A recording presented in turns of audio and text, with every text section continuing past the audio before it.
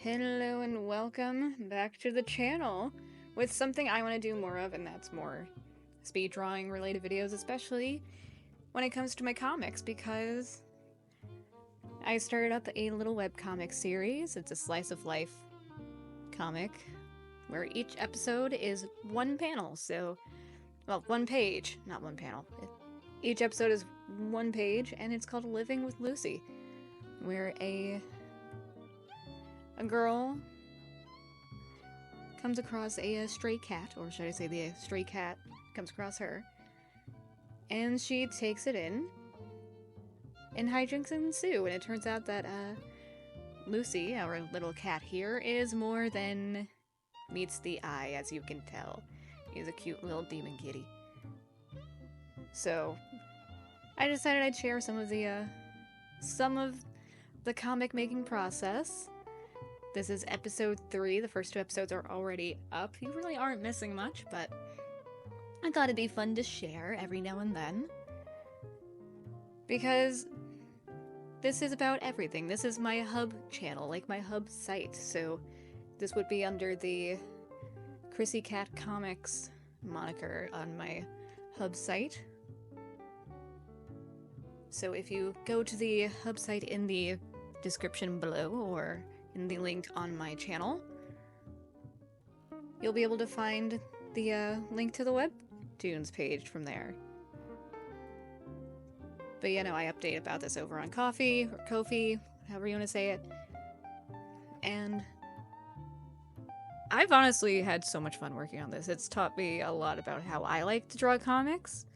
It's taught me a lot about panel setup, different ways you can just arrange things to tell a story, and just how different arrangements tell the story, honestly.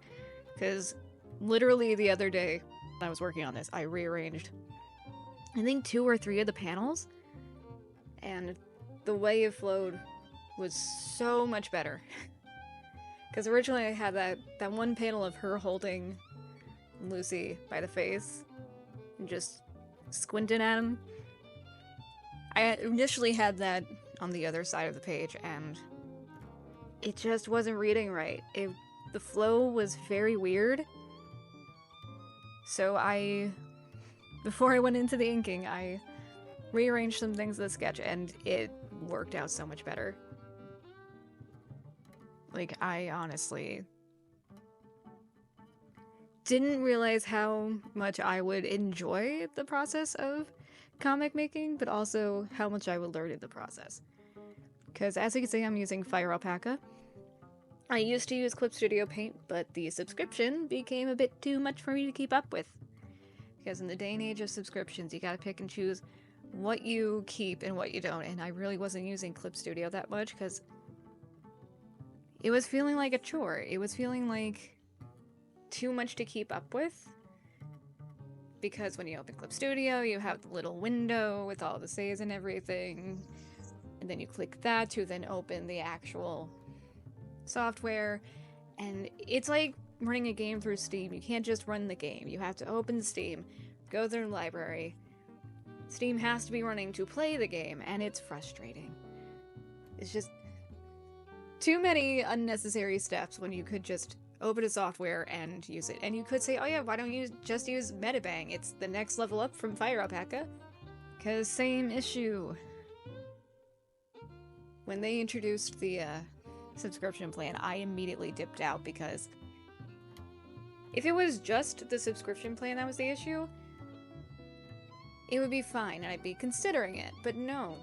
When they initially swapped to the subscription plan, originally when it was completely free, they had the unlimited cloud storage. So everything you worked on, the layers were still there. But the moment they swapped over to the plan and they said, oh yeah, no, for the unlimited cloud storage, you need to subscribe, they merged all of the layers on every project. And I was just like, nope, not cool with that. That was a bit of a dick move. I get what they're trying to do, but the way they went about it was too much of a dick move for me to be like, yeah, no. I don't want to... It's like, should I keep supporting this? I don't think I want to keep supporting this. And I didn't. So I decided, you know what? So I don't have to keep charging up my iPad, because it does get a little annoying charging up the iPad for Procreate. I was like, I'm gonna get one of my old tablets out. One of my old, just basic pen tablets. This isn't like one of the fancy screen tablets. I have an old, I think it's a Helion pen tablet. It doesn't have the pen display. It's literally just the one you place on a table, plug in, and you look at the screen. And it's a weird game of hand-eye coordination, trying to figure out where your pen is on the tablet in relation to the screen, and it takes a little getting used to when you haven't done that in a while, but once you get back into the swing of it, it's relatively easy. But yeah, honestly, this whole experience of just getting back into doing the digital art for the comic in general, the way I'm doing it, felt so good. It honestly weirdly felt like seeing an old friend, because I used to do digital art. I mean, I guess professionally I pursued art as a career starting back in 2012, and I did that until 2018, 2019, and I was just like, this isn't vibing with me anymore. I really want to pursue something that doesn't feel like it's plateaued and doesn't feel like it's not going to go anywhere, and that's how I ended up going into writing, which I enjoy and still am doing, and still have books in the works.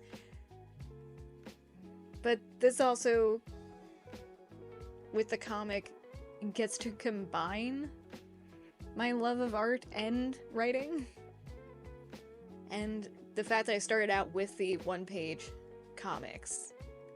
Because this initially wasn't even going to be a series. This was just a fun little challenge for myself to be like, you know what, I'm going to see if I can tell a story in one page. And then I was like, oh, I'm going to keep the story going. And it just turned into this. It really is a fun thing to do. And honestly, I feel like more people should give one-page comics a shot. It really is fun to see what you can do with just one page and so little space. Like, it really makes you think about the panel layout, just the story pacing in general, and just the story in general too, because again, it's one page. You are very limited to the space you have and how much you can tell. It's sort of like writing a short story. It's getting a beginning, a middle, and an end in one confined spot, and I am so glad I decided to do this. And maybe eventually I will do more videos like this, and you'll get to see more episodes of this, and over time maybe I'll have enough for an actual book. So yeah, head on over to Webtoon if you want to see the other 2 episodes. Also subscribe over there too and follow it. Would really appreciate that. And I will see you guys in the next video, whenever that is and whatever that is. Bye!